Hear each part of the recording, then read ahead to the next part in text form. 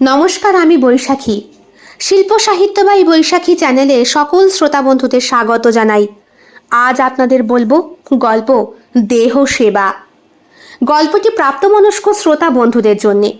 প্রথম থেকে শেষ পর্যন্ত শুনবেন। ভালো লাগলে অবশ্যই লাইক করবেন, কমেন্ট করবেন, শেয়ার করবেন এবং আপনাদের প্রিয় চ্যানেল শিল্প সাহিত্য বা এই বৈশাখী সাবস্ক্রাইব করে বেল বাটন প্রেস করে পাশে থাকতে একদম ভুলবেন না। বন্ধুরা, শিল্প সাহিত্য বা এই বৈশাখী এখন চলে এসেছে ইউটিউব মিউজিক পডকাস্টে। ইচ্ছে করলে আপনারা সেখান থেকেও গল্প শুনতে পারেন এবং আপনাদের ব্যক্তিগত মতামত আমার সঙ্গে শেয়ার করতে পারেন। আজ আপনাদের বলবো গল্প দেহ সেবা। গল্প পাঠ এবং গল্প লেখায় আমি বৈশাখী বিশ্বাস দেবনাথ। গল্পটি প্রাপ্তমনস্ক শ্রোতা বন্ধুদের জন্য। দরজায় কলিং বেলটা বেজে চলেছে প্রায় অনেকক্ষণ। এদিকে দরজা খোলার নাম মাত্র নেই। পরন্ত বেলায় বিকেল গড়িয়ে সন্ধে হতে চলল। আজকে 4:55 সূর্য অস্ত চলে গেছে। আসবে আবার আগামীকাল। কোন সেই ভোরবেলা? দরজার বাইরে দাঁড়িয়ে দাঁড়িয়ে অধৈর্য লেগে যাচ্ছে কুয়াশার। ভালো লাগছে না। দূর, এমন বেপরোয়া লোকের বাড়িতে কার আসতে ভালো লাগে? ভাবতে ভাবতেই দরজাটা খুলে গেল। আর যিনি সামনে এসে দাঁড়ালেন তিনি ওই বছর 40 অথবা তার কিছু কমও হতে পারে একজন সুঠাম সুপুরুষ। পরনে তার সাদা রঙের পাজামা পাঞ্জাবি, চোখে চশমা, মাথায় চাপ চাপ চুল, আর দাড়ি রয়েছে ফ্রেঞ্চ কাটের। এক হাতে চুরুট আর এক হাতে ঘড়ি। ঠোঁটের ভেতরে চুরুটটা ঢোকানো ছিল, ওটা সরিয়ে নিয়েই বললেন, ইয়েস, কাকে চাই? অ্যাকচুয়ালি আমাকে বেলাদি পাঠালো। ও, বেলা এবার তোমায় পাঠিয়েছে? এসো, ভেতরে এসো। মেয়েটি মানে কুয়াশা একজন প্রশিক্ষণপ্রাপ্ত সরকারি নার্স। এই বাড়িতে তার রুগীর সঙ্গে থাকতে আসা। বেশ কয়েক বছর হয়েছে মিস্টার ভৌমিকের স্ত্রী মারাত্মকভাবে অসুস্থ। বছর 30-এর স্ত্রী পক্ষাঘাতে ভুগছে। মেয়েটা হওয়ার পরপরই সিঁড়ি থেকে পড়ে গিয়ে ঝড় বৃষ্টির এক রাতে কিভাবে যেন এই অ্যাক্সিডেন্টটা ঘটে গিয়েছিল। তখন মেয়েটা সবে মাস কয়েকের। ভাগ্যিস বাচ্চাটার কিচ্ছু হয়নি। সিঁড়ি দিয়ে গড়িয়ে পড়া সত্ত্বেও বুকের মধ্যে আটকে ধরে রেখেছিলেন শক্ত করে মিস্টার ভৌমিকের স্ত্রী রঞ্জনা ভৌমিক। তারপর গোঙাতে গোঙাতে কি যেন বলেছিলেন ভৌমিক বাবুর দিকে তাকিয়ে। উনি কিছুই নাকি বুঝতে পারেননি। এরপর সঙ্গে সঙ্গে হাসপাতাল। সরকারি হাসপাতালে না হতেই কল্যাণী, কল্যাণী থেকে কলকাতা। তারপর আর কি, লাখ লাখ টাকা খরচ করে কিছুতেই স্ত্রীকে আর বিছানা থেকে ওঠানোর মতো অবস্থায় আনতে পারলেন না মিস্টার ভৌমিক। পেশায় তিনি একজন সাইকোলজিস্ট। অনেক ডক্টরের সঙ্গে তার ওঠা বসা। অনেক অল্প বয়সেই ডাক্তার হয়েছেন, অথচ নিজের স্ত্রীকে এইভাবে সারাদিন বিছানায় পড়ে থাকতে দেখে কষ্টে বুকটা ফেটে যায়। মেয়েটার বয়স এখন 5 বছর। এই বছরই একটা বেসরকারি স্কুলে ভর্তি করিয়েছেন ওকে। মেয়েকে দেখাশোনা করার জন্য আলাদা একটা আয়া মাসি আছে, সব সময় সে থাকে।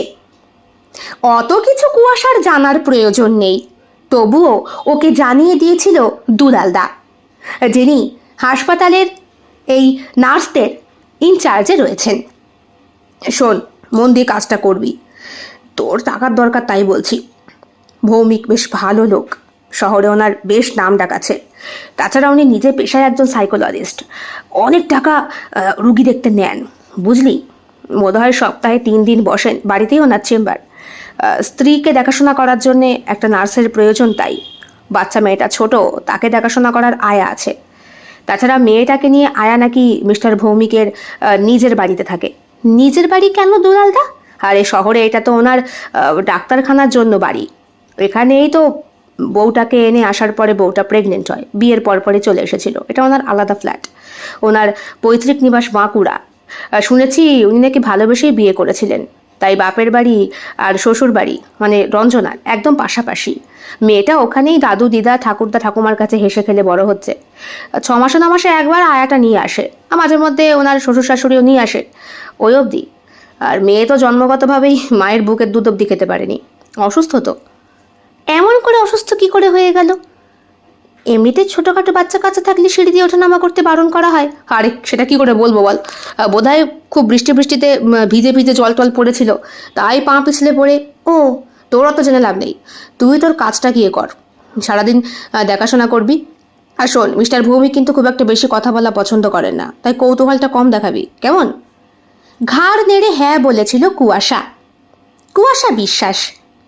বাড়িতে তার বাবা মা এবং তার ছোট বোন বিপাশা থাকে। বোনটা নিতান্তই ছোট, ক্লাস 6-এ পড়াশোনা করছে। বাবা একটা কেরানির চাকরি করে, মাসান্তে মাইনে পায় 12,000 টাকা। মা সেই কারণে সেলাই মেশিনে কাজ করে। বিয়ের আগে মা নাকি দর্জির কাজ শিখেছিল, তাই পুজোর সময় ওদের ভাত কাপড়ে চিন্তা করতে হয় না। প্রচুর অর্ডার পায় মা, ব্লাউজ, শাড়ির পার সেলাই, ছোটদের জামা, ছেলেদের পাজামা পাঞ্জাবি, মোটামুটি সব পারেন। সারা বছরই সেলাই লেগেই থাকে। টুকিটাকি মিলিয়ে সুন্দর চলছে কুয়াশাদের সংসার। কুয়াশার খুব ইচ্ছে ছিল উচ্চ মাধ্যমিক পাশ করে নার্সের ট্রেনিং নিয়ে নার্স হওয়ার। ভগবানের কৃপায় ওর ওপরে কৃপা দৃষ্টি বর্ষিত হয়েছে, সে হয়েছেও তাই। কুয়াশার বয়স বর্তমানে 23 বছর। বিয়ের ভাবনা চিন্তা ওর মাথায় এখনো পর্যন্ত আসেনি। বোনটাও ছোট, তাছাড়া মা বাবাকে ফেলে এখনই যদি এই সংসারের পাততালিও চুকিয়ে দেয় তাহলে একটু আর্থিক দিক থেকে কষ্ট হবে, কারণ মাসান্তে অনেকগুলো টাকা মাইনে পায় কুয়াশা। সরকারি নার্সের হেড বলে কথা, তাও নেই নেই করে ভালোই। ঘরে ঢুকতেই কুয়াশা বুঝতে পারল বিরাট বড় একটা ঘর। এমনিতে বাইরে থেকে দ্বিতল বাড়ি, কিন্তু ভেতরের অভ্যন্তরে মুখটা যেন অনেক বড়। ওই কিছু কিছু মানুষের হয় না, মুখ গহ্বরের ভেতরটা বিরাট বড় খোপরের মতো হয়, এই ঘরটাও ঠিক সেই রকম। অন্দরমহলের ভেতরে ঢুকেই বিরাট বড় খোলা একটা এরিয়া, সেখানে সোফা রয়েছে, মাঝখান থেকে সিঁড়ি রয়েছে, সিঁড়ির ওপর দিয়ে ঘরগুলো উঠে গেছে। একদম ত্রিসীমানার শেষের প্রান্তে একটা বড় খোলা দরজা, ওই দরজা দিয়ে বাইরে বেরিয়েও বোধহয় ঘরটর আছে। বাইরে থেকে দেখে তো মনেই হয় না। কুয়াশা মনে মনে ভাবলো, আমারও তো জেনে কি হবে, রুগী কোথায় আছে ওইটুকু জানলেই আমার চলবে। বলছি মিস্টার ভৌমিক, আপনার স্ত্রী কোথায়? সে দোতলায় পশ্চিম দিকের ঘরটাতে থাকে, তাকে দেখাশোনা করার জন্যই তো তোমাকে স্পেশালি আনানো। তা আমি দুলালদাকে বলেছিলাম প্রশিক্ষণপ্রাপ্ত বয়স্ক একজন মহিলাকে পাঠাতে। তোমার মতো বাচ্চা মেয়ে, তুমি কি পারবে? হ্যাঁ স্যার, খুব পারবো। বয়সের দিকে যাবেন না, বয়স তো জাস্ট একটা শরীরের কলঙ্ক মাত্র। তাই? সত্যি? কথাটা বলে কেমন যেন ভ্রুকুটি করেছিলেন মিস্টার ভৌমিক। ওনার ভ্রুকুটি দেখে হাসি পেয়ে গিয়েছিল কুয়াশার। বলেছিল, জাস্ট আড্ডা ছলে বললাম, আমি পারি। আপনি কি কি দেখতে চান বলুন? মিস্টার ভৌমিক কৌতূহলের সহিতই বললেন, কত পারো সে সময় হলেই দেখবো খন। কথাটা কি ঠিক ভালো লাইনে ছিল নাকি রহস্য ভেজানো কোনো অন্য গভীরতায়, বুঝে উঠতে পারে না কুয়াশা। তবে এই লোকটির সান্নিধ্যে এসে ভয় ভীতি অনেকটাই কেটে গিয়েছে। কারো বাড়িতে গিয়ে কাজ করার মতো অভিজ্ঞতা কুয়াশার আজ পর্যন্ত হয়নি, এই প্রথম। নার্সিংহোমে অথবা হাসপাতালে থাকাকালীন প্রচুর রোগীর সান্নিধ্যে সে এসেছে। এই সরকারি হাসপাতালে ঢোকার আগে একটা বেসরকারি নার্সিংহোমে সে কাজ করত। এক পাগল রুগীর পাল্লায় পড়েছিল। তাকে যখন সামলে উঠতে পেরেছে, তাহলে ইনি তো পক্ষাঘাতে পড়ে বিছানার সঙ্গে সেঁটিয়ে যাওয়া মানুষ, এনার সাথে পেরে উঠবে না তা কখনো হয়? তুমি ওপরে চলে যাও। হ্যাঁ, বলছে আমাকে দুলালদা বলল আমার জন্য আপনি নাকি একটা ঘর নির্দিষ্ট করে দেবেন। বাহ, দুলাল দেখি শিখিয়ে পড়িয়েই পাঠিয়েছে। কথাটা শুনে একটু খারাপ লাগে কুয়াশার। বলে, আসলে আমার বাড়িটা অনেক দূর তো, সেই চাকদা, নিত্য যাতায়াত করতে খুব অসুবিধে হবে, তাই। ঠিক আছে ঠিক আছে, আমি তো বলেছি দুলালকে সমস্ত ব্যবস্থা করে দেবো। তাছাড়া তুমি সরকারি মাইনে যা পাও তা তো পাবেই, তার ডাবল আমি তোমায় দেবো। আমি চাই আমার স্ত্রীর সঙ্গে সব সময় কেউ একজন থাকুক, তার বাথরুম টাথরুমে প্রবলেম হয়, বোঝোই তো, পক্ষাঘাতে পড়ে যাওয়া মানুষটা বিছানাতেই সব কিছু করে, খাওয়া দাওয়া সব এনিথিং। এমনকি রাত্রে ঘুমানোর সময় ওকে একটু গল্প বলে ঘুম পাড়াতে হয়। অসুস্থ হওয়ার পর থেকে কেমন ছেলে মানুষের মতো হয়ে গিয়েছে। কথা শেষ করার আগেই ফোনটা বেজে ওঠে মিস্টার ভৌমিকের। উনি বললেন, জাস্ট এ মিনিট বলে ফোনটা রিসিভ করে উনি চলে গেলেন বাঁ দিকের একটা ঘরের উদ্দেশ্যে। কুয়াশা বুঝতে পারলো এখন একটু সোফায় বসে অপেক্ষা করা ভালো। এদিক ওদিক তাকিয়ে কুয়াশা দেখছে মাথার ওপরে বিরাট বড় একটা ঝাড় লণ্ঠন, দেয়ালে টাঙানো অসংখ্য পোর্ট্রেট আর্ট, রয়েছে পশুর মাথাও। বাহ, দেখে মনে হচ্ছে বেশ বনেদি মতো একটা বাড়ি। কিন্তু দুলালদা যে বলল উনি নাকি ফ্ল্যাটে থাকে, এটা তো ফ্ল্যাট না, ঠিকানা দিয়ে যেখানে এসেছি সেটা তো একটা বাংলো, রীতিমতো সুন্দর। আবার বাইরে সাইনবোর্ডে লেখা রয়েছে সাইকোলজিস্ট মিস্টার কুশল ভৌমিক। কাঁচতে কাঁচতে উনি এলেন, বললেন, এনিথিং ইজ রং? না না, নাথিং, কোনো প্রবলেম নেই। অ্যাকচুয়ালি আপনি ফোনে কথা বলছিলেন তাই বসেছিলাম। চট করে একজন ভদ্র মানুষের ঘরের ভেতরে ঢুকে সাহস দেখানোর মতো অবস্থা আমার নেই। বেশ রসিক মানুষ তো তুমি, বললেন কুশল ভৌমিক। সরি স্যার, আমাকে এইভাবেই আমার বাবা মা শিক্ষা দিয়েছে। আপনি আমাকে ঘরে পৌঁছে না দেওয়া পর্যন্ত আমি যেতে পারি না। ট্রেনিংয়ে বুঝি এগুলো শিখিয়েছে? হতে পারে, তবে এটা আমার ব্যক্তিগত ব্যাপার। তোমার লাগেজপত্র কোথায়? সব বাইরে। সে কি, বাইরে তো শিয়াল কুকুরে টেনে নিয়ে যাবে। এই এলাকা ভালো নয়, সন্ধ্যের পরে পারতে এখানে মানুষ বেরোয় না। দেখোনি নাকি চারিদিকটায় যে জঙ্গল? কুয়াশা বলে, কোথায়? আমি যখন এলাম জঙ্গল তো দেখিনি। হ্যাঁ, মাঠ রয়েছে অনেকগুলো, ঘরবাড়ি বেশ কয়েকটা কম, কিন্তু আপনার বাড়িটা তো বেশ অনুকূল জায়গাতেই রয়েছে। চারিদিকে সবুজ গাছগাছালি, আপনার কত সুন্দর ফুলের বাগান। আচ্ছা মিস্টার ভৌমিক, একটা প্রশ্ন করব? করো। বাড়িটা পাঁচিল দিয়ে কেন ঘেরা নেই? এটা আমার ঠাকুরদার আমলের বাড়ি, তাই তখনকার সময়ের মানুষ পাঁচিল দেওয়াটাকে ঠিক একটা ভালো মানসিকতার পরিচয় বোধ করতো না হয়তো, মেবি, এটা আমার ধারণা। তাই উনি সামর্থ্য থাকতেও পাঁচিল দেননি। এই এখন ভুগছি। আমার পেছনের একটা বাড়ি রয়েছে, শালা খিটখিটে বুড়ো, জানো না, বলে কিনা আমি নাকি ওর বাপের ভিটে বাস করি।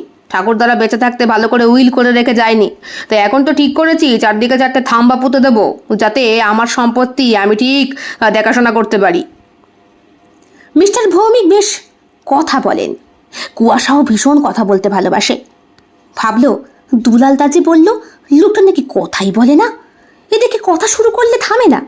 দুলালদা আদৌ সঠিকটা জানে তো? এসো এসো।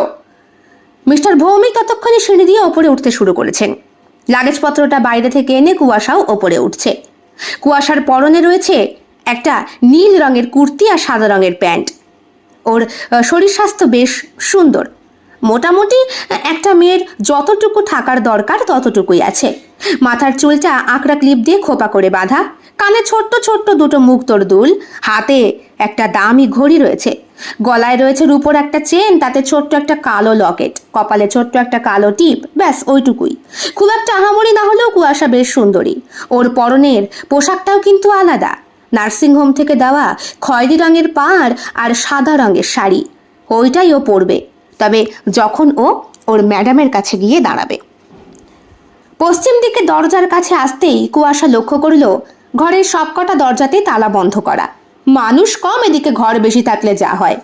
তবে একটা জিনিস বুঝতে পারল কুয়াশা, ঘরের কাছে কেমন যেন একটা মরা পচা গন্ধ। অসুস্থ মানুষের ঘরের গন্ধটাই আলাদা হয়। আগে যেই নার্সিংহোমের নার্সটি থাকতো সে বোধহয় সবসময় ডেটল জল দিয়ে পরিষ্কার করে রাখতো না, আর সেই কারণেই তো নতুন একটা লোককে অ্যাপয়েন্টমেন্ট করা হয়েছে। দুলালদাও তো তাই বলেছিল। শোন, যা করবি মোটামুটি হাতের কাজটা পরিষ্কার করে করার চেষ্টা করবি। লোকটা কিন্তু ভীষণ খুঁতখুঁতে। আগের লোকটা নাকি খুব অপরিষ্কার ছিল, ওই মহিলাটি। বয়স প্রায় 65-র কাছাকাছি ছিল, তাই উনি চেয়েছিলেনই ওই 30 থেকে 40-এর মধ্যে। আর তুই তো একেবারে বাচ্চা, তবুও বলছি যেখানে যাচ্ছিস একটু কর্তব্য নিয়ে করিস। সরকারি মাইনে তো পাবি, প্লাস অনেকগুলো টাকা পাবি, তুই ভাবতে পারছিস না। বুঝেছি দুলালদা, আর বলো না। আর একটা কথা, যখন আমি ট্রেনিং নিয়েছি তখন আমি শপথ করেছি আমি সেবা করব, সুতরাং সেবাই আমার ধর্ম। এটা আমাকে বারবার তুমি মনে করিয়ে দিও না তো। পাগলি মেয়ে, বলেছিলেন দুলালদা। এই দুলালদা ওকে ছোট্ট থেকে চেনে, বাবার বন্ধু লোক। ওর সহায়তাতেই তো এই হাসপাতালে খুব শিগগিরই চাকরিটা হয়ে গিয়েছে ওর। যদিও নিজেরও শিক্ষাগত যোগ্যতা এবং ট্রেনিংয়ের যোগ্যতা রয়েছে কুয়াশার। দরজার সামনে দাঁড়িয়ে রয়েছে দুটো মানুষ।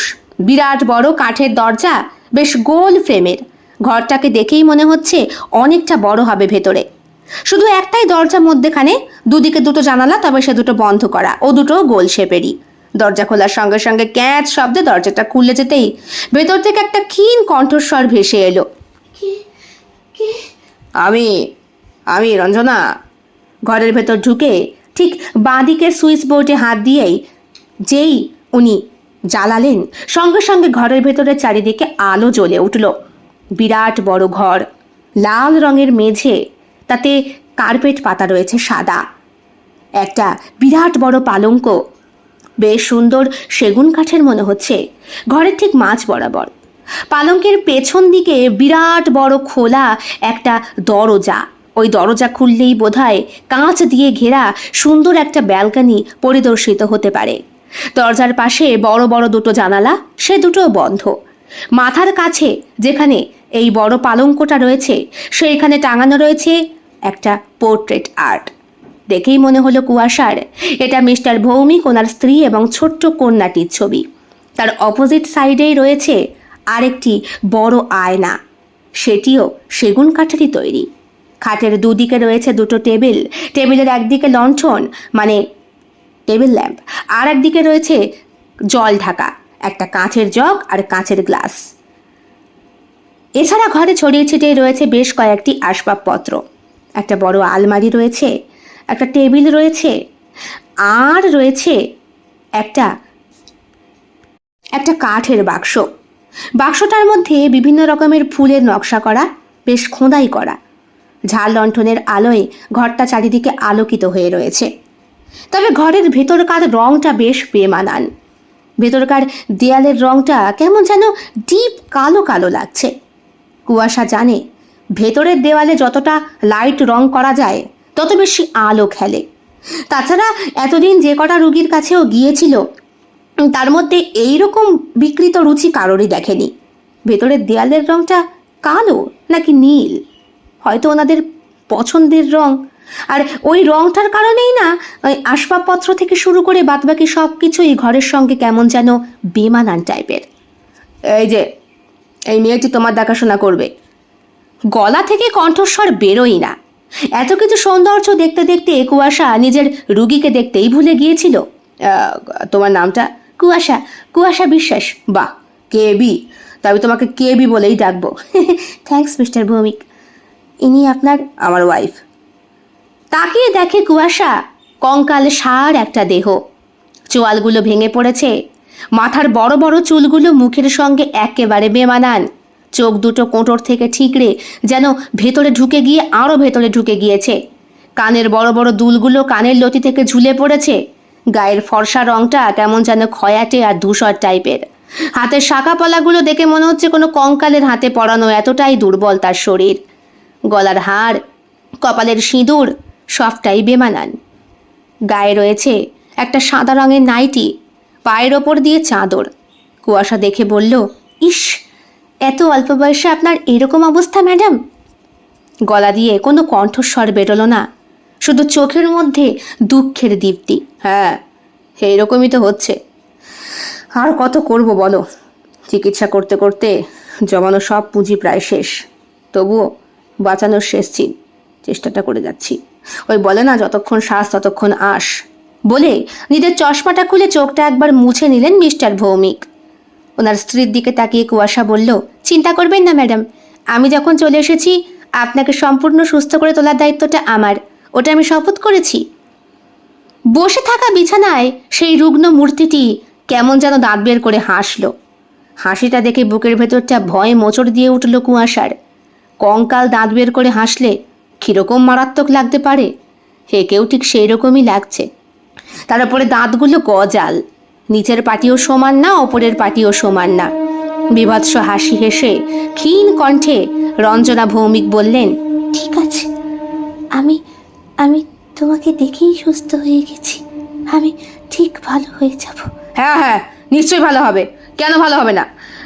তুমি তোমার কাজটা তাহলে শুরু করে দাও। হ্যাঁ হ্যাঁ স্যার, কিন্তু এখন তো 7টা বেজে গিয়েছে, আমার তো ডিউটির আওয়ার শেষ। যদিও আমি এখানে এসেছি সর্বক্ষণ থাকার জন্যে। একটা কথা আপনাকে জিজ্ঞেস করতে চাই, এখানে যখন থাকবো তখন আমি কিন্তু আমার নিজের অন ডিউটি শাড়ি পরেই থাকবো, ওটা আমার কর্তব্য। হ্যাঁ নিশ্চয়ই নিশ্চয়ই, কিন্তু রাত হলে শাড়িটা চেঞ্জ করে ফেলো। এখন 7টা বেজে গেছে, এখন তো তুমি অফ ডিউটি, সুতরাং ওই হাসপাতালের সময় অনুযায়ী 7টা অবধি থেকো। তারপরে এখন তুমি ক্যাজুয়ালি তোমার যেটা পরে থাকার ইচ্ছা হয় থেকো। আর খাওয়া দাওয়া নিয়ে চিন্তা করতে হবে না, এখানে রান্নার লোক আছে, দুবেলা এসে রান্না করে দিয়ে যায়। মাঝে মধ্যে আমার মেয়েটা আসে, তোমাকে একটু জ্বালাতে পারে, তবে ঠিক আছে স্যার, কোনো ব্যাপার না। এসো তোমাকে তোমার ঘরটা দেখিয়ে দিই। রঞ্জনা ভৌমিকের ঘর থেকে যখন বেরিয়ে যাচ্ছে কুয়াশা, রঞ্জনা তখনও এক দৃষ্টে তার দিকে তাকিয়ে রয়েছে। মনে মনে কুয়াশা রুগীর একটা রূপ কল্পনা করেছিল, কিন্তু রঞ্জনা মৈত্র সব কিছুরই ঊর্ধ্বে। এত অল্প বয়সে পক্ষাঘাতের রোগী হয়ে এতটা শীর্ণকায় চেহারা আশা করা যায় না। তবে ঘরটার চারিদিকে সেই মরা পচা গন্ধটা এখন আর লাগছে না। হয়তো অনেকক্ষণ ঘরে থাকতে থাকতে নাকি গন্ধটা সয়ে গিয়েছে। রঞ্জনা ভৌমিকের ঘর থেকে 3টে ঘর পেরোলেই যেই ঘরটা পড়ছে, মানে সিঁড়ি দিয়ে উঠতেই সবার সামনে যেই ঘরটা, ওই ঘরটা রয়েছে কুয়াশার জন্য বরাদ্দ করা। দরজা খোলার সঙ্গে সঙ্গে এই ভ্যাপসা ধুলোর গন্ধটা নাকে এসে লাগে। সো সরি, আজকেই পরিষ্কার করা হয়েছে। তাছাড়া এই ধুলোর গন্ধ কাটতে বেশ খানিকটা সময় লাগবে। ইটস ওকে স্যার, আমার অভ্যাস আছে।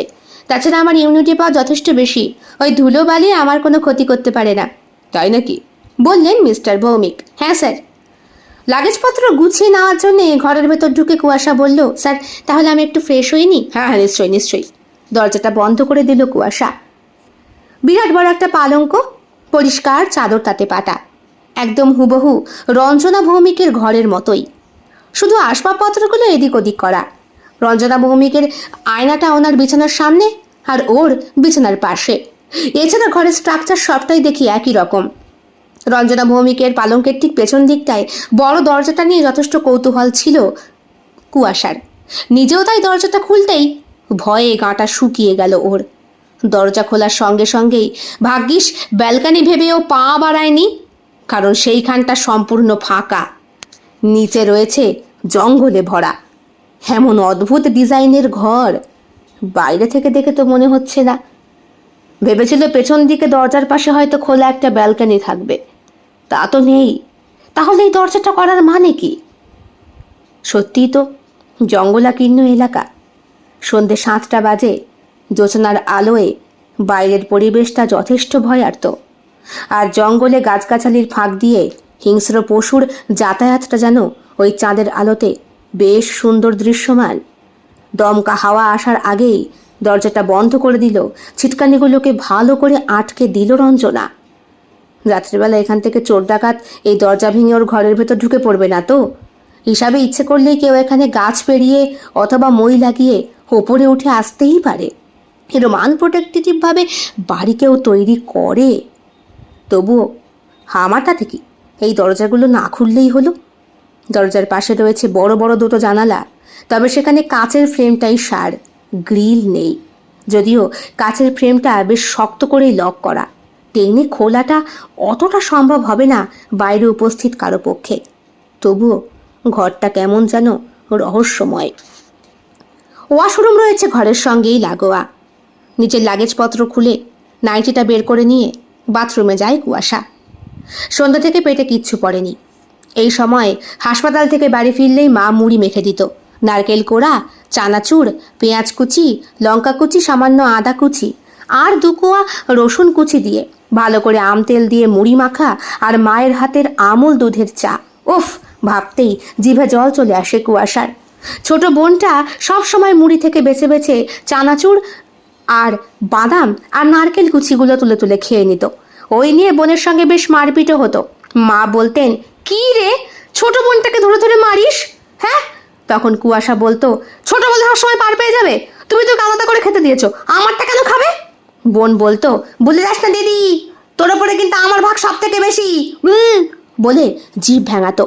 বাড়ি থেকে অনেকটা দূরে এসে বোনটার জন্যে বেশ মনোকষ্ট হচ্ছে কুয়াশার। কতক্ষণ জানে না, তবে বোধহয় আধ ঘন্টা মতো পরে দরজার মধ্যে টোকার শব্দে দরজাটা খুলে দাঁড়ায় কুয়াশা। সামনে দাঁড়িয়ে রয়েছে মিস্টার ভৌমিক। কুয়াশার পরনে রয়েছে একটা সাদা রঙের নাইটি। গরম তো, তাই দুটো সাদা নাইটিও কিনেছে। তাছাড়া ওই নার্স হবার পর থেকেই না মনটা কেমন সাদা মাটা হয়ে গিয়েছে। যাই দেখে তাই সাদাই কিনতে ইচ্ছে করে। আসলে দিনের বেশিরভাগ সময়টা ওই সাদা শাড়ি পরেই তো কাটে। মাথার চুলগুলো ছাড়া কানের দুল, গলার চেন, হাতের ঘড়ি সবটাই কুয়াশা খুলে রেখেছে। মোটামুটি কোনো রকম প্রসাধনী তার শরীরে নেই। এইখানে এসে ঠান্ডা জলে বেশ মাথাটাকেও ভিজিয়েছে, তাই মাথার মধ্যে গামছাটা বাঁধা রয়েছে। হাত কাটা নাইটিতে ওর ভেতরকার অঙ্গ প্রত্যঙ্গ সুন্দর দৃশ্যমান, তার উপরে সাদা পিওর সুতির নাইটি শরীরের অন্তর্বাসটাকেও স্পষ্ট দৃশ্যমান করছে ঘরের আলোকে। আর সূর্যের আলোয় দাঁড়ালে তো পুরো জেরস্কপি ভেতরকার দৃশ্য দেখা যাবে। ঢোক গিলে মিস্টার ভৌমিক একবার ওকে দেখে নিয়ে বললেন, তোমার জন্য চা বানিয়েছি, অনেকক্ষণ এসেছো, কিছু খাওনি, খাবে এসো। না না স্যার, আমার জন্যে আপনার এত চিন্তা করতে হবে না। তাছাড়া না খেয়ে থেকে থেকে বাজে কথা না বলে নিচে এসো। মিস্টার ভৌমিকের শাসনটা বেশ ভালো লাগে কুয়াশার। আসছি, আপনি যান। কুয়াশা মাথা থেকে গামছাটা খুলে রাখে। ঘরের মধ্যে ইতিমধ্যে সে একটা দড়ি টাঙিয়ে ফেলেছে। লক্ষ্য করেছে এখানে কোনো আলনা নেই, তাই দড়ির মধ্যেই নিজেকে সংসার গোছাতে হবে। তাছাড়া ঘরে বসার জন্যে দুটো চেয়ার আছে, টেবিল আছে, মিনি একটা আলমারি আছে, আর আছে ওই আয়নাটা। পালঙ্কটা বিরাট, ঘুমানোর জন্যে যথেষ্ট।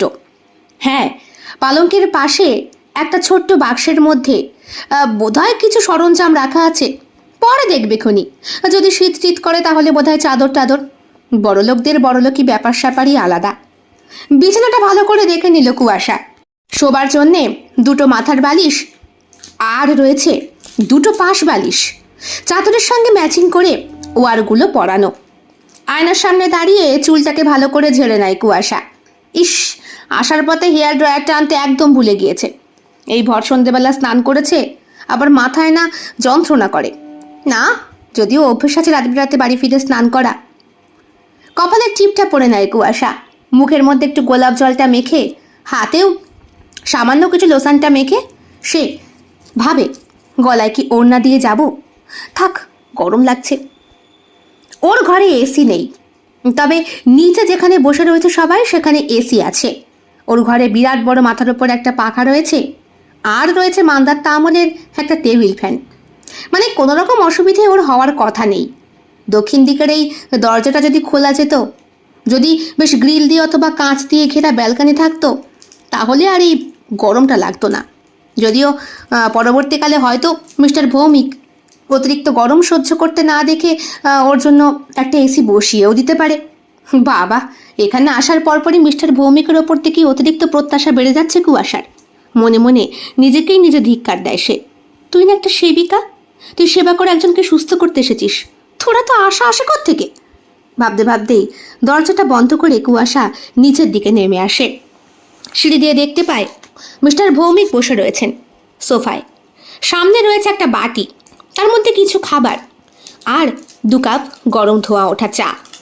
নামতে নামতেই ওই চায়ের গন্ধ আর ভাজা মুড়ি, চানাচুর দিয়ে মাখার সুবাস ভেতরে যেন নাল ঝরে যাচ্ছে কুয়াশার। এই তো এতক্ষণ লাগে, বসো। বাহ, বেশ ভালো লাগছে তো তোমাকে। কথাটা শুনে কুয়াশার গাল দুটো লাল হয়ে যায়। মিস্টার ভৌমিক বললেন, মাথার চুলটা ছেড়েই থাকবে, ছাড়া চুলে বেশি সুন্দরী লাগে। ভাবে মনে মনে কুয়াশা, এই কারণেই বোধহয় ওনার অসুস্থ স্ত্রীটা এখনো পর্যন্ত মাথার চুলটা ছেড়ে রেখেছে। কে বলবে একটা অসুস্থ মানুষের মাথায় যে চুল থাকে না, কোমর পর্যন্ত বোধহয় চুল। চাদরের বেশিরভাগটাই যেন চুলে ঘেরা। শীর্ণকায় মানুষটার মাথার অতগুলো চুল দেখে মনে হচ্ছে যেন শেওড়া গাছের পেতনি। কিছু বললে? না না, কিছু বলিনি স্যার। খেয়ে নাও। কিন্তু স্যার, আমি তো এতটা মুড়ি খেতে পারবো না। আরে খাও খাও, তোমার জন্য স্পেশালি মাখলাম। মনে হলো তুমি বোধহয় আম তেলকে খুব মিস করছিলে। কথাটা শুনে কুয়াশা তাকিয়ে থাকে মিস্টার ভৌমিকের দিকে।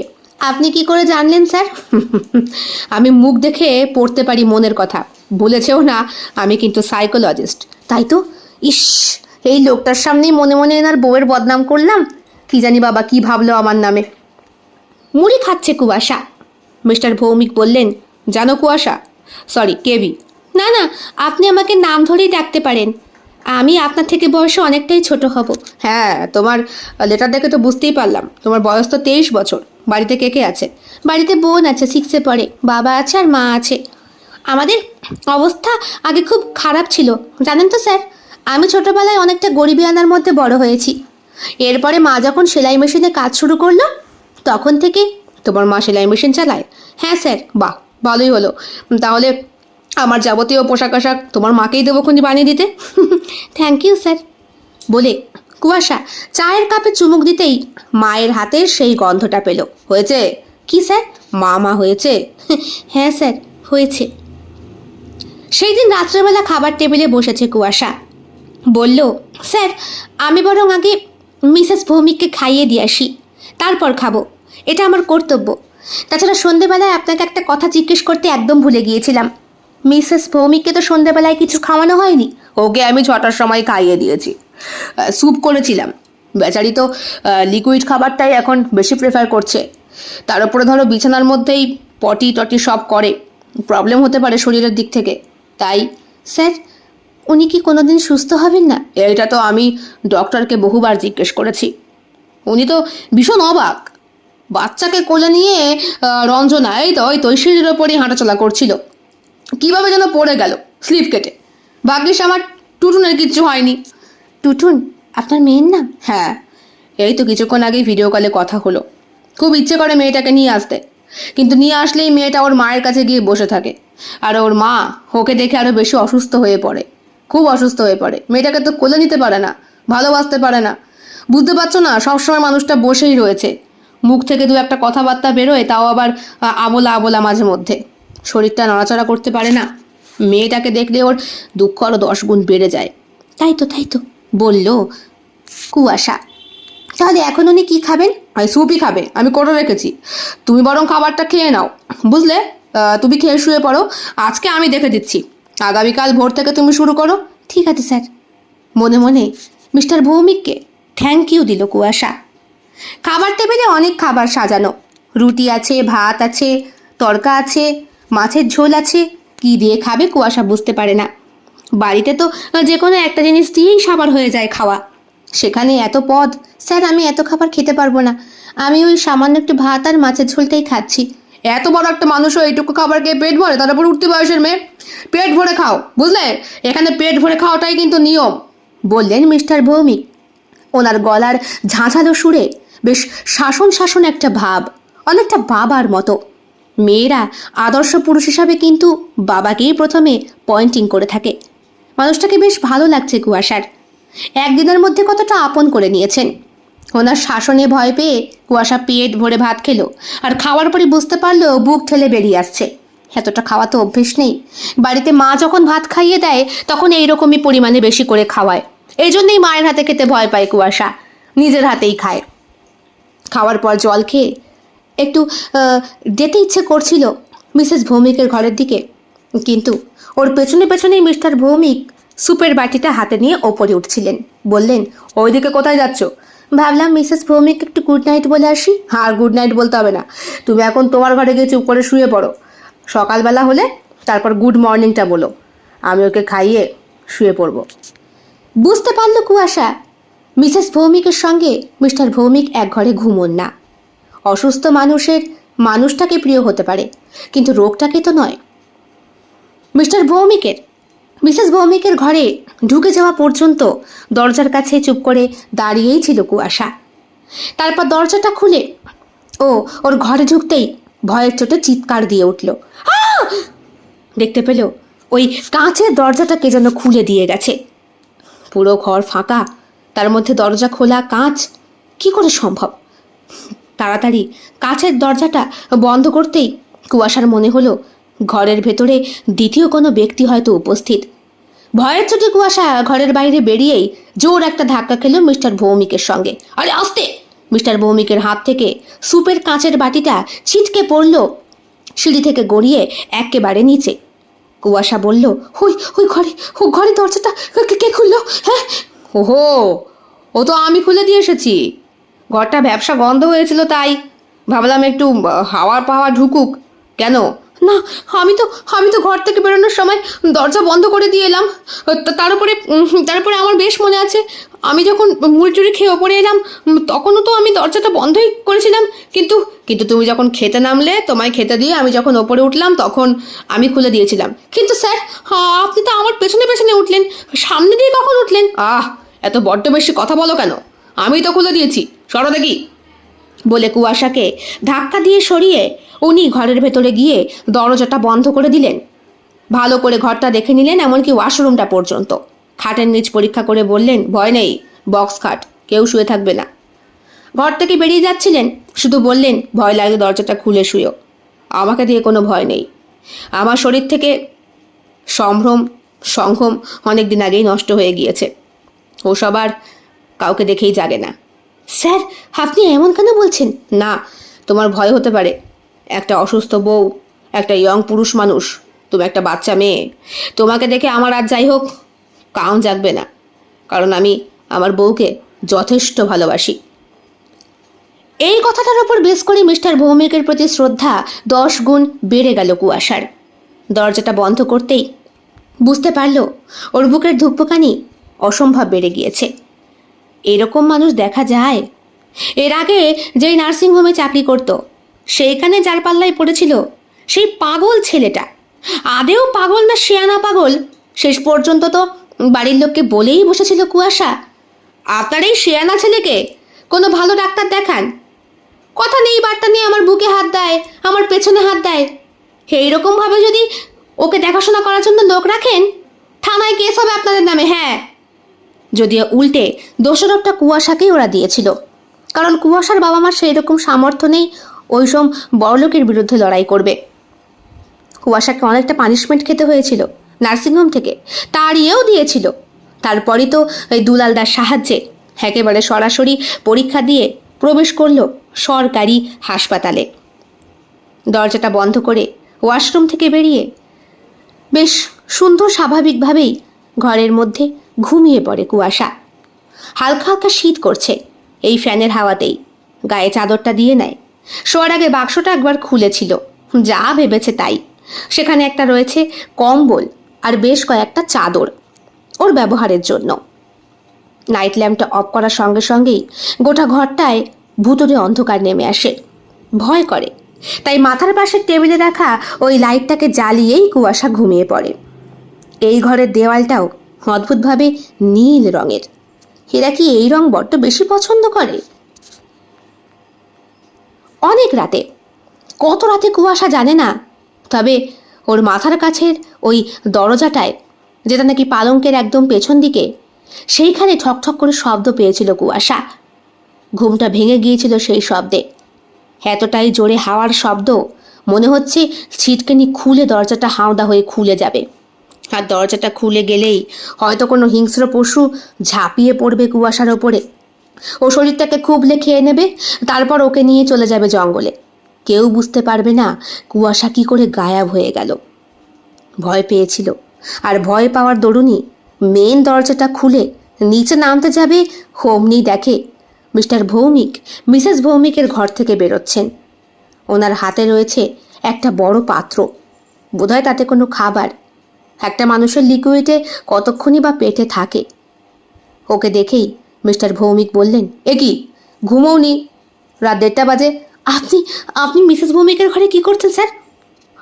দেখো, তুমি একজন নার্স, তাই তুমি তোমার সীমার মধ্যেই থাকো, এটাই আমি চাই। আমার স্ত্রীর ঘরে আমি এত রাতে কি করব না করব কৈফিয়ত নিশ্চয়ই তোমায় দেব না। সরি স্যার, বলে কুয়াশা। তোমার কোনো প্রবলেম হচ্ছে ওই ঘরে? অন্য ঘরে শিফট হবে? না না স্যার, ইটস ওকে। কুয়াশা দেখল মাটির পাত্র একটা, সেই পাত্রটা ঢাকা রয়েছে। মাটির পাত্রে? জিজ্ঞাসা করতে গিয়েও জিজ্ঞেস করলো না ও। মিস্টার ভৌমিকও ওর কৌতূহল নিবৃত্তি না করেই সিঁড়ি দিয়ে চুপচাপ নেমে গেলেন এবং চলে গেলেন রান্নাঘরের সাইডটায়।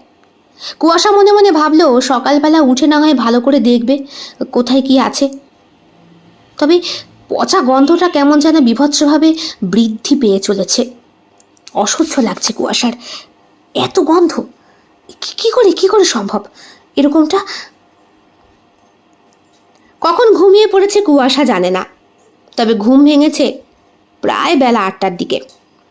তখন সূর্য মাথার ওপরে, একেই গরম, জানালা দিয়ে সূর্যের প্রখর কিরণ প্রবেশ করে কুয়াশার ঘুমটা ভাঙিয়ে দিয়ে যায়। তাড়াতাড়ি উঠে নিজেকে তৈরি করে নিয়ে শাড়িটা গায়ে জড়ায় কুয়াশা। দরজা খুলে বাইরে বেরোতেই দেখে মিস্টার ভৌমিক বসে রয়েছেন চেয়ারে।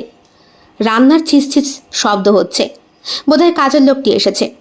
সরি স্যার, দেরি হয়ে গেল, ওপর থেকে বলে কুয়াশা। মিস্টার ভৌমিক মুখের চুরুটটা নামিয়ে ঘাড় নেড়ে ইশারা করলেন। আজকেও ওনার পরনে সেই সাদা রঙের পাজামা আর পাঞ্জাবি, তবে গতকাল রাতের থেকে আজকে একটু ফ্রেশ লাগছে ওনাকে। চুপচাপ রঞ্জনা ভৌমিকের ঘরের দিকে কুয়াশা চলে যায়। রঞ্জনা ভৌমিক তখন ঘুমোচ্ছিল। Madam, madam good morning.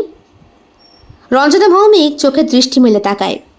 ঘোলাটে চোখের দৃষ্টি, ভয়ার্ত সেই মুখের হাসি, সবটাতেই কুয়াশার রক্ত জল হয়ে যাওয়ার মতো অবস্থা। সরি ম্যাডাম, দেরি হয়ে গেল। ঘাড় নেড়ে কি একটা যেন ইশারা করলেন রঞ্জনা ভৌমিক।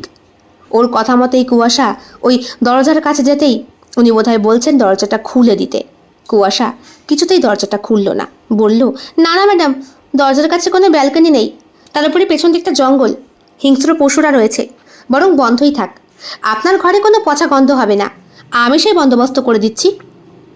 রঞ্জনা ভৌমিককে পটি, বাথরুম সব কিছু করিয়ে বিছানা পরিষ্কার করে ওনাকে আস্তে করে চেয়ারের ওপর বসিয়ে চাদর টাদর বদলিয়ে ঘরটাকে ঘণ্টাখানেকের মধ্যেই ঝকঝকে তকতকে করে দেয় কুয়াশা। নিজে ঘরটা পরিষ্কার করে, মুছে ডেটল জল দিয়ে। এখন ঘরের গন্ধটা বেশ ভালো লাগছে। ঘরের মেন ডোরটা সে খুলে দেয়, বলে, একটু বাইরের বাতাস চলাচল করুক। ম্যাডাম, আমি কিন্তু আজকে রাত থেকে আপনার ঘরেই শোবো। সঙ্গে সঙ্গে রঞ্জনা ভৌমিকের মুখের অভিব্যক্তি পরিবর্তিত হয়ে যায়, যেন বলতে চাইছেন, কি দরকার রে মেয়ে, তুই তোর মতো তোর ঘরেই থাক না, আমার ঘরে থাকার কি দরকার। কিছুক্ষণ পরে মিস্টার ভৌমিক এলেন, হাতে চায়ের পেয়ালা আর এক হাতে একটা বাটি। বললেন, নাও রুগীকে খাইয়ে দাও, আর তোমার জন্যে চা নিয়ে এসেছি, বিস্কিট। বেলা তো কম হলো না, আগামীকাল থেকে কিন্তু এত লেট করে উঠলে হবে না। হ্যাঁ, একটু সকাল সকাল উঠতে হবে। Sorry sir. হ্যাঁ ঠিক আছে, আর সরি বলতে হবে না, আমি বুঝতে পেরেছি। গতকাল যেহেতু তোমার শরীরটা টায়ার্ড ছিল, তাই তুমি একটু বেলা অবধি ঘুমিয়েছো। তার উপর অত রাত্রেবেলা কি করছিলে? অ্যাকচুয়ালি স্যার, আপনাদের ঘরের দরজাগুলো এমন অদ্ভুত কেন? দরজার পেছন দিকটায় জঙ্গল, আর এখানে দরজা দেখারই বা কি মানে? দেয়াল হলেই তো হয়ে যেত। সব কেনর উত্তর ধীরে ধীরে পেতে হয়, বুঝলে? কথাটা বলে কুয়াশা বিশ্বাসের গালটা একটু টিপে দিলেন মিস্টার ভৌমিক। এমন অপ্রত্যাশিত একটা স্পর্শ কুয়াশা অন্তত এই মুহূর্তে আশা করেনি। এরপরে সারাদিন সে রঞ্জনা ভৌমিকের আশেপাশে থেকেছে, কথা বলার চেষ্টা করেছে, কিন্তু রঞ্জনা ভৌমিক কোনো কথাই বলে না। আজকে তো কণ্ঠ দিয়ে কোনো শব্দই বেরোচ্ছে না, সারাক্ষণ চুপচাপ। একটা বালতিতে করে ভিজা ন্যাকড়া এনে ওনার মাথার চুলগুলো ভালো করে মুছিয়ে দেয় কুয়াশা, আর মোছাতে মোছাতেই বলে, ম্যাডাম, আপনার মাথায় প্রচুর চুল। কত চুল বাবা, ভ্যারাইটিস রকমের দেখছি। এ কি, মাঝে মধ্যে আবার পাকা চুলও আছে। বলে নিজেই কেমন যেন বিপাকে পড়ে যায় কুয়াশা। আসলে এখন অল্প বয়সেই তো চুল পেকে যায়। বাহ ম্যাডাম, আপনার মাথায় কার্লি হেয়ারও আছে। বিরাট বড় বড় চুল। চুলগুলোকে ভালো করে আঁচড়ে দেয় কুয়াশা, বেঁধে দেয় একটা বিরাট বড় বেনুনি।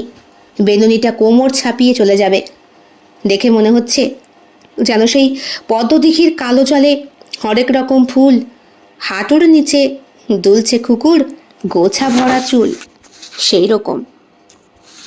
সারাদিন ধরে রঞ্জনা ভৌমিক খুব একটা বেশি খাবার খায় না, সামান্য কিছু স্যুপটুপ।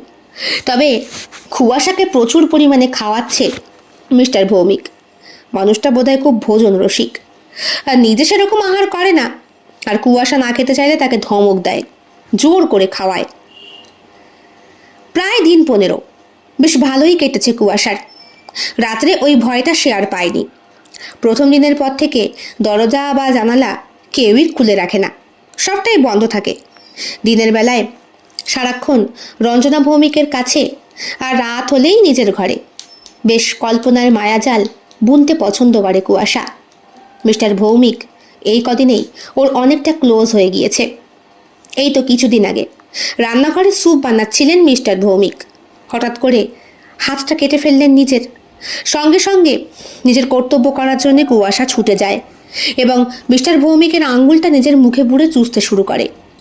তারপর যখন বুঝতে পারে ভুল হয়েছে, বলে, সরি স্যার, সামনে ফার্স্ট এড বক্স ছিল না বলে। ঠিক আছে ঠিক আছে, আমি জানি হাত কেটে গেলে নিজের রক্ত নিজেই খেতে হয়, এটা আবার অসম্ভবের কি আছে, ছোটবেলায় আমার বাবা মাও তাই করতো। যদিও মিস্টার ভৌমিকের অঙ্গুলি স্পর্শ ওনার রক্তের স্বাদের জন্য নয়, যেহেতু উনি একটি পুরুষ মানুষ, তাই শরীরটার মধ্যে কেমন যেন হয়ে ওঠে কুয়াশার। দিন 15 পর আজকে ভারী বর্ষা, তার উপরে নাকি পূর্ণিমা চলছে। কে বলবে, যখন কুয়াশা এসেছিল তখন পূর্ণিমা চলে গিয়ে অমাবস্যার লগ্ন। কিন্তু সেদিন তো জ্যোৎস্নার আলো দেখতে পেয়েছিল স্পষ্ট কুয়াশা, নাকি সবটাই মনের ভ্রম? ভয়ের চোটে সেদিন অন্ধকার জঙ্গলে পশুদের উপস্থিতি, এখন ভয়টা কেটে গিয়েছে। ভরা পূর্ণিমার আলোয় গোটা বাড়িটা ঝকমক করছে। এই কদিনের মধ্যে রান্না করে যাওয়া সেই কাজের লোকটিকে বেশ কয়েকবার দেখেছে কুয়াশা। মানুষটা কথা বলে না, একদম চুপ, মুখ নাকি মাঝে মাঝে ভাবে, নাকি কথা বলতে ভালোবাসে না। যদিও থাক, সারাদিন রঞ্জনা ভৌমিকের সাথে কথা বলতে গেলেও সেই মানুষটাও যেন নির্বিকার, শুধু কুয়াশার মুখের দিকে তাকিয়ে থাকে, চোখ দুটো ফ্যালফ্যাল করে। এই দিন 15 চেহারার এতটুকু উন্নতি হয়নি। আর 15 দিন পরই বেশ মোটা অঙ্কের একটা মাইনে ঢুকবে কুয়াশার অ্যাকাউন্টে। মনে মনে সেটাই ভাবে। সেই দিন খুব ঝড় বৃষ্টি উঠেছে, জ্যোৎস্নার আলো ম্লান হয়ে গিয়ে কালো মেঘে ঢেকে গিয়েছে আকাশ। মিস্টার ভৌমিক চেম্বারে বসেছিলেন। আজকে ওনার রোগী দেখার ডেট, অনেকদিন পর চেম্বার খুলেছেন। সন্ধ্যা থেকেই লক্ষ্য করছে কুয়াশা পেশেন্টের আগমন। অনেক পেশেন্ট হয়, আর উনি 1,500 টাকা করে নেন পার পেশেন্টের প্রতি। মনে মনে হিসাব করে কুয়াশা, যদি সপ্তাহে 3 থেকে 4 দিন উনি এরকম বসেন, আর যদি এইরকম 150-200 উপরে পেশেন্ট হয়, তাহলে ওনার সপ্তাহান্তে কত টাকা ইনকাম। তার উপরে তো আরও উপরি কত ইনকাম আছে, কত নার্সিংহোমের সঙ্গে উনি যুক্ত, মাঝে মধ্যেই যান। কি ব্যাপার, তুমি আমার চেম্বারের সামনে, দরকার আছে কিছু? না না, পেশেন্ট শেষ। হ্যাঁ, এই তো সব হয়ে গেছে। তার উপরে বৃষ্টি নেমেছে তো, এখন আর কেউ থাকবে না। কিছু বলবে? না না, কিছু বলবো না স্যার। আচমকাই বিদ্যুৎ গর্জন করে ওঠে। মিস্টার ভৌমিক কাছেই দাঁড়িয়েছিল কুয়াশার, আর বজ্র বিদ্যুতের ঘর্ষণে কুয়াশা ছিটকে পড়ে মিস্টার ভৌমিকের লোমাসু বুকের ওপরে। কিছুক্ষণ আগেই উনি ঘরে এসেছেন, ওনার পাঞ্জাবিটা ছেড়েছেন। কুয়াশা কি একটা দরকারই যেন ওনার ঘরের কাছে আসছিল, আর আস্তে আস্তেই কথাটা ভাবছিল। ঘরের নিচে রান্নাঘরের ঠিক উল্টো সাইডে ওনার ছোট্ট চেম্বারটা, সেইখান থেকে উনি উঠে এসেছেন রান্নাঘরের পাশের ঘরে। মিস্টার ভৌমিক ওপরের ঘরে থাকেন না, নিচের ঘরে থাকেন। আচমকা এইভাবে কুয়াশা ওনাকে জড়িয়ে ধরায় বেশ খানিকটা উত্তেজিত হয়ে পড়লেন উনি। বললেন, এ কি, ভয় পাচ্ছ নাকি? হ্যাঁ, আসলে হঠাৎ করে বাসটা পড়লো, বুঝতে পারিনি। কুয়াশার ঠোঁট দুটো কাঁপছে। মিস্টার ভৌমিক ওকে এতটুকু স্পর্শ করেননি, যতটুকু ধরে রেখেছে নিজে কুয়াশা ওকে ধরে রেখেছে। কুয়াশা বুঝতে পারে মিস্টার ভৌমিক ঠিক ভালোভাবে ব্যাপারটা গ্রহণ করছেন না। কুয়াশা ওনাকে ছাড়তেই যাবেন, হঠাৎ করে মিস্টার ভৌমিক ওর বাঁ হাতটা ধরে ওনাকে বুকের ওপরে টান মারে। হ্যাঁচকা টান মেরে ওর চোখের দিকে চোখ রেখে বলে, সত্যি ভয় পেয়েছো নাকি অন্য কিছু? সরি স্যার, আমি সত্যি ভয় পেয়েছি বলে কুয়াশা হাত ছাড়িয়ে সরিয়ে যেতে চায়, কিন্তু মিস্টার ভৌমিক ওকে ছাড়তে দেয় না। বলে, তুমি যখন এসেছিলে তখন যেরকম ছিলে তার থেকে এখন অনেকটা সুন্দরী হয়ে উঠেছ। আয়নায় দেখেছো নিজের চেহারাটা, কত সুন্দর লাগে এখন তোমাকে।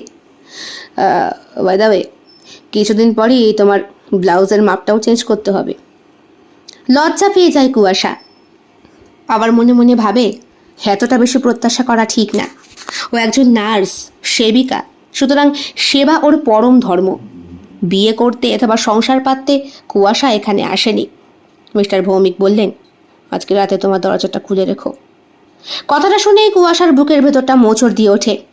মনে মনে ভয়ও হয়, আবার আনন্দও হয়। এতদিন ধরে মিস্টার ভৌমিকের প্রতি একটা অমোঘ টানও লক্ষ্য করছিল, আজকে সেই টান যেন সত্যি হতে চলেছে।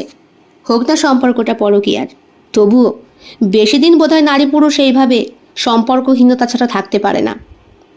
একটা সম্পর্ক টিকে থাকলে হয়তো ব্যাপারটা অন্যরকম ছিল, কিন্তু নার্স আর রুগীর সম্পর্ক ছাড়াও মিস্টার ভৌমিক আর কুয়াশার মধ্যে একটা আত্মার বন্ধন শুরু হয়ে গিয়েছে অনেক দিন আগে। মাঝে একবার ছোট্ট মেয়েটি ফোন করেছিল, খুব একটা সে ফোন করে না। ভিডিও কলে মেয়েটাকে দেখেছে কুয়াশা, একেবারে বাপের বেটি। সেখানে শ্বশুর শাশুড়ি প্রত্যেকেই কুয়াশার সাথে আলাপ করেছে। মাটির মানুষ সবাই, মা অসুস্থ বলে মেয়েকে পাঠাতে পারেন না, এই সমস্ত কথা নিয়ে নিজেরা অভিযোগ করেছেন। একটা সময় কুয়াশার মনে হয়েছিল, আমি তো পারি ইচ্ছা করলেই রঞ্জনা ভৌমিককে গলা টিপে হত্যা করতে, অথবা মুখের ওপরে বালিশ চাপা দিয়ে দিলেই তো ওনারা দম নেই বালিশটাকে সরানোর। কিন্তু না, একটা নার্স হয়ে অন্যায় কি করে করি। কিন্তু এখন মিস্টার ভৌমিকের দেহের এতটা কাছে এসে ওনার লোমশ বুকের স্পর্শ পেয়ে সেই ক্রাইমটা করতে ইচ্ছে করছে। কিন্তু কুয়াশার মনে হচ্ছে আজকে রাতে যখন মিস্টার ভৌমিক ওর কাছে ধরা দিতেই আসবে, আর ও যখন ধরা দেবে, তখন রাতেই না হয় মিস্টার ভৌমিককে বুঝিয়ে সুঝিয়ে ওনার স্ত্রীকে এখান থেকে পাড়ি দিতে পারলেই তো ভালো হয়। কি দরকার বেকার বেকার এতগুলো টাকা খরচ করার, যেই মানুষটা কোনোদিন আর সুস্থ হবেই না, যেটা জানে মিস্টার ভৌমিক, তা সত্ত্বেও কেন এত বেকারের খরচ, মনে মনে ভাবে কুয়াশা। মিস্টার ভৌমিক চলে গিয়েছে ওনার ঘরে নাকি রান্নাঘরে জানে না কুয়াশা। ঘরটা কাটতে বেশ খানিকটা সময় লেগেছিল। মিস্টার ভৌমিকের ঘরটা কিন্তু আর 5টা ঘরের থেকে সম্পূর্ণ রকম আলাদা। অপেক্ষাকৃত ছোট একটা খাট আছে, সেটা খুব একটা দামি নয়। খাটের পাশে টেবিল, চেয়ার, একটা ছোট্ট আলমারি, একটা আলনা আর একটা আয়না। মানে যতটুকু দরকার একটা মানুষের ততটুকুই, আহামরি ফার্নিচার নেই। উনি হয়তো সাদামাটা জীবন পছন্দ করেন, আর ও তো শুনেছে এসে এটা ওনার পৈতৃক নিবাস। দুলালদা ফোন করেছিল, কি বলছিল শুনতে পায়নি সেদিন কুয়াশা। তারপরে ফোনটা কেটে যায়। এরপরে মা বোন মাঝে মধ্যে কল করে, তবে এখন যেন প্রত্যেকেই কুয়াশাকে ভুলতে বসেছে, নাকি কুয়াশা সবাইকে ভুলতে বসেছে। সারাদিন ধরে রঞ্জনা ভৌমিকের কাছে থেকে আর মিস্টার ভৌমিকের সমস্ত দেহবল্লরীকে চোখের সামনে ওঠা বসা নরণ চরণ করতে দেখতে দেখতে কুয়াশার ভেতরে একটা কামুক খিদের উৎপন্ন হয়েছে। এই খিদে ততক্ষণ মিটবে না যতক্ষণ না পর্যন্ত মিস্টার ভৌমিক এই ক্ষুধাকে মেটাচ্ছে। আচমকা ফোনটা বেজে ওঠে। মিস্টার ভৌমিকেরই ফোন বাজছে। বাইরে প্রবল ঝড় বৃষ্টি। ভাবে মাঝখানে কুয়াশা ফোনটা রিসিভ করব।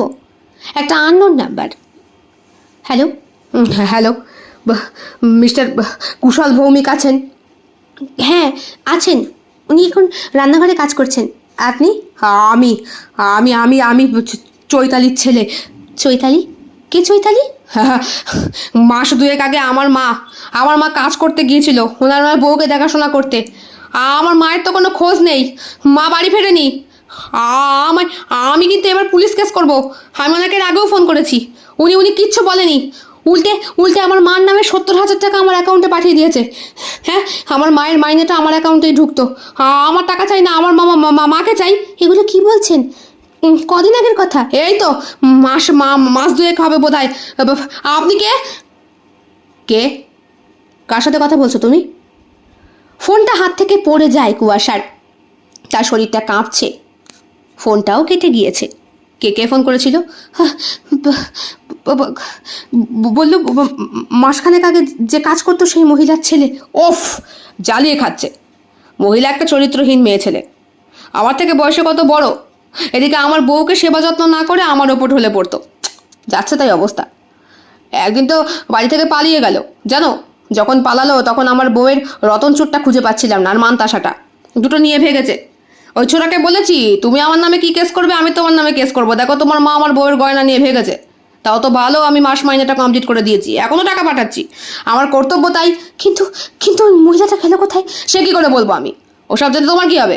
যাও নিজের ঘরে যাও বলে কুয়াশাকে অনেকটা ধাক্কা দিয়ে ঘর থেকে বার করে দিলেন মিস্টার ভৌমিক, আর বললেন 7টা বেজে গেছে, শাড়ি চেঞ্জ করে নাও।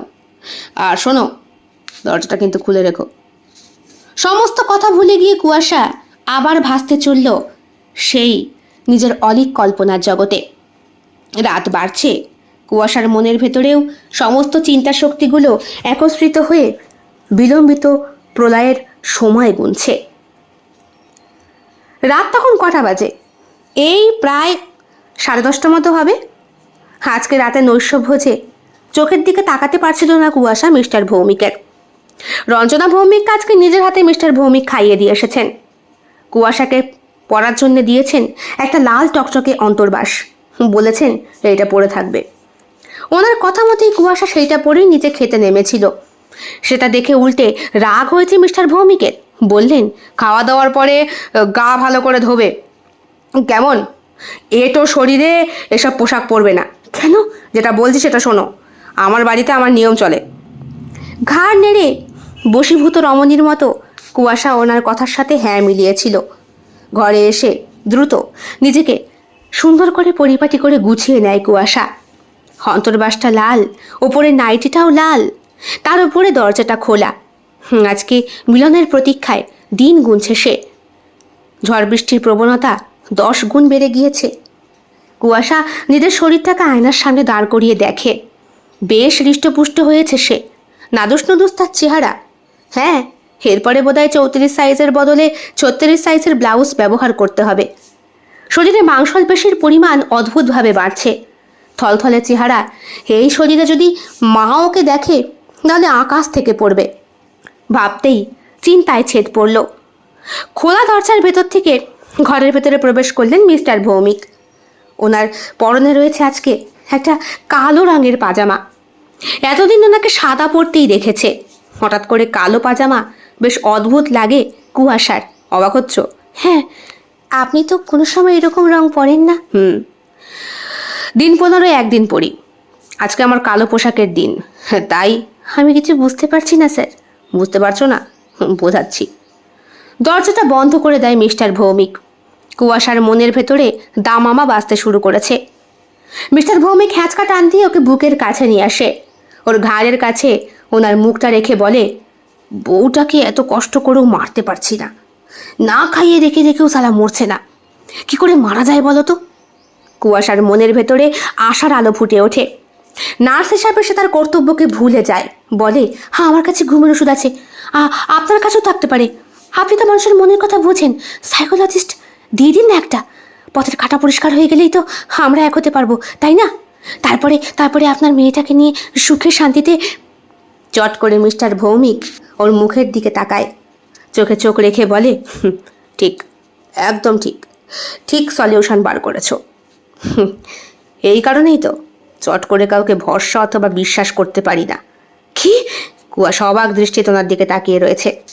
মিস্টার ভৌমিক বলে চললেন, তুমিও সেই ভুলটা করলে। এই জন্যই তো অল্প বয়সী মাল আমি চাইনি, বেশি বয়স্ক চেয়েছিলাম, যেগুলোর বুদ্ধি কম কিন্তু কর্মক্ষমতা বেশি। তুমি কর্মক্ষমতা প্রবণ, আবার বুদ্ধি বেশি মাল। আগের বউটাও তো ঠিক একই ভুল করেছিল। আমার মধ্যে কি আছে বলো তো, যে আমাকে দেখলে তোমরা এরকম লালায়িত হয়ে পড়ো? আমার বউকে আমি যথেষ্ট ভালোবাসি। ওর ওই শীর্ণ দেহটার মধ্যেই না আমি রস খুঁজে বেড়াই প্রত্যেক দিন রাত্রেবেলা। ওর খুব কষ্ট হয়, কিন্তু ও চেষ্টা করে, খুব চেষ্টা করে। আর আমিও তো চেষ্টা করছি নতুন পদ্ধতিতে ওকে সুস্থ করে তোলার। আগের ওর চেহারাটা আরও খারাপ ছিল, এখন তাও তো কঙ্কালের মধ্যে একটু মাংস গজিয়েছে, এরপরে আরও একটু মাংসের পালা। কুয়াশার চোখ দুটো ভয়ে ভীত, শরীরটা কাঁপছে। মিস্টার ভৌমিকের বাহুডোরের ভেতরে এই নারী মূর্তিটি এখন যেন সব কিছু শেষ করার জন্য রেডি। মিস্টার ভৌমিক তার ধারালো নখগুলো বার করে, দেখে মুখ থেকে কথা বেরোয় না কুয়াশার।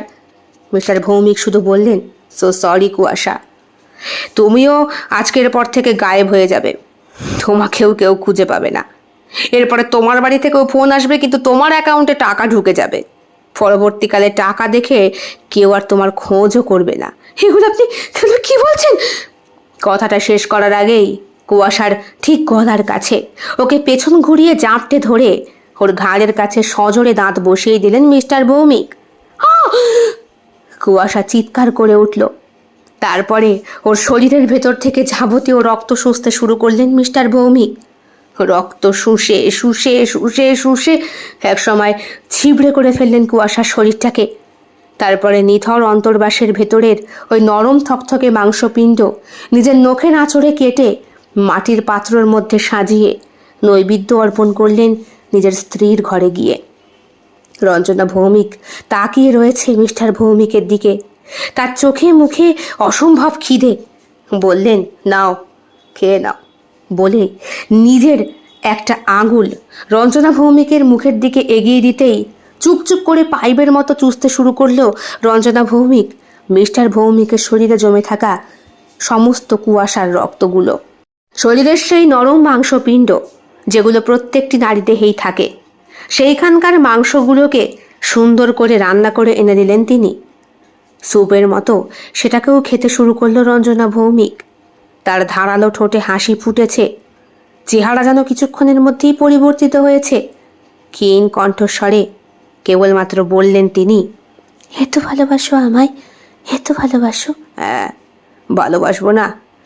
আমার জন্যই তো পক্ষাঘাতে তুমি এইভাবে পড়ে রইলে। সেই দিন যে কেন তোমার সঙ্গে প্র্যাঙ্ক করতে গিয়ে আমি জানলাটা খুলে রেখেছিলাম, তুমি শুধু শুধু ভয় পেলে, মেয়েটাকে নিয়ে ছুটে আসতে গিয়ে সিঁড়ি দিয়ে পিছলে পড়ে গেলে, নষ্ট হয়ে গেল তোমার যৌবনটা।